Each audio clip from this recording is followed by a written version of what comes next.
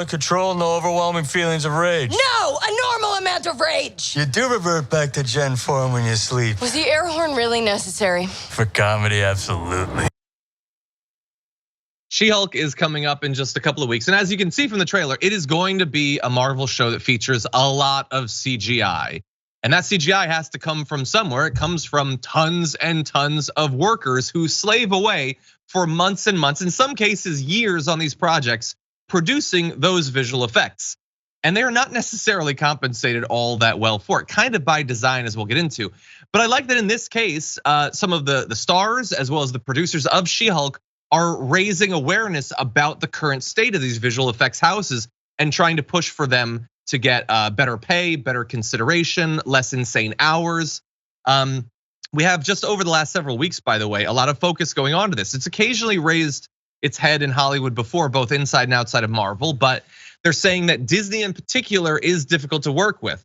Disney often creates bidding wars on its projects, driving prices lower thanks to its size and power. These houses want to work on these projects. They're super high profile. It's good for their name, but that means there's competition and that drives down the prices.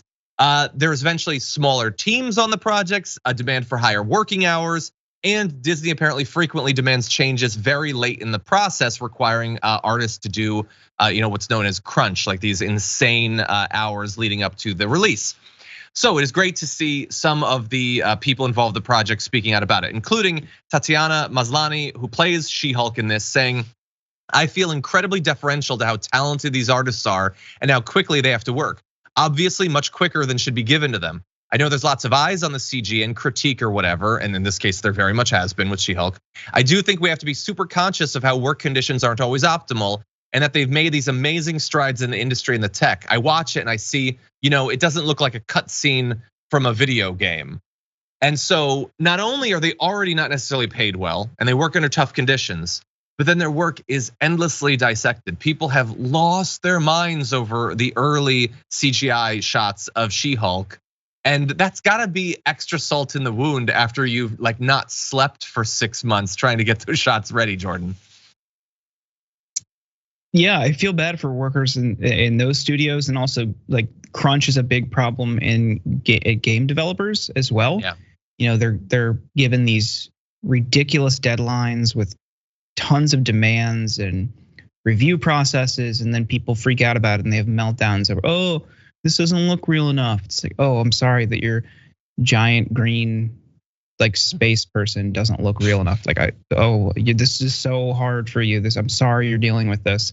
It's just this fan bases are babies. I just relax. You get a new pile of slop every few months from Disney. What are you complaining about? Here it is. Here's your fan service. You got what you wanted. Here's your baby movie for adults. Go slap your arms together like seals. This is what you want, right? Here it is. I don't know. I just don't have sympathy for fans upset about this, especially when it comes to diversity in these movies. They should just kill the Star Wars franchise. I'm so tired of people whining about diversity in Star Wars. It was fine. Everything was fine. Writing off Rose Tico in the second after the second movie was so stupid. She was such a good character. She saves everybody basically. And they're like, okay, you're a janitor now because our fans are racist and sexist. No. Quit appealing to these giant babies, and also pay these people. Give them healthy working conditions. Stop crunching them. These are human beings for your multi-billion-dollar company. It just sucks. Everything about this sucks. It does. I'm gonna try to move past the absolute brutal commentary on Marvel in general at Disney, but anyway, I agree. There are way too many people, and by the way, it's an overrepresentation considering it's online. You see this stuff more, but our people have become such massive babies.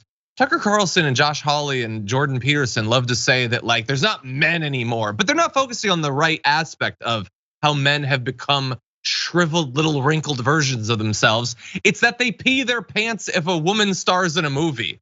That is so utterly pathetic. These guys who would tell you that they're interested in women, they want to see women, they damn sure don't want to see them on TV or in a movie or being strong or being warriors for some reason, let alone anyone who's not white. I think Star Wars has gotten a little bit better in actually backing up when that backlash happens. We've seen it with Obi-Wan. Some of the upcoming projects literally did just announce that in one case, a young black girl is starring one and people lost their minds over that. We as a culture have got to get better in this. Definitely, I think that Marvel is doing a slightly better job now in this respect, with things like Miss Marvel and Moon Knight and stuff like that. Star Wars can do better too.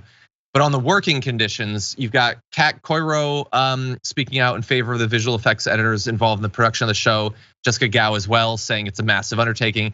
And then Tatiana Maslany, the star again, just jumped in to explicitly say pro-union, pushing for unionization of these visual effects houses.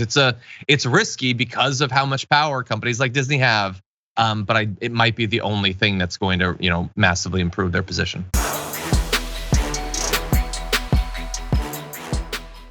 For more political news breakdowns, interviews, stories of activism, and me trying my hardest to care about the occasional big celebrity news story, subscribe to our YouTube channel at youtube.com/The Damage Report. And you can ring the bell wherever it is so you don't miss anything.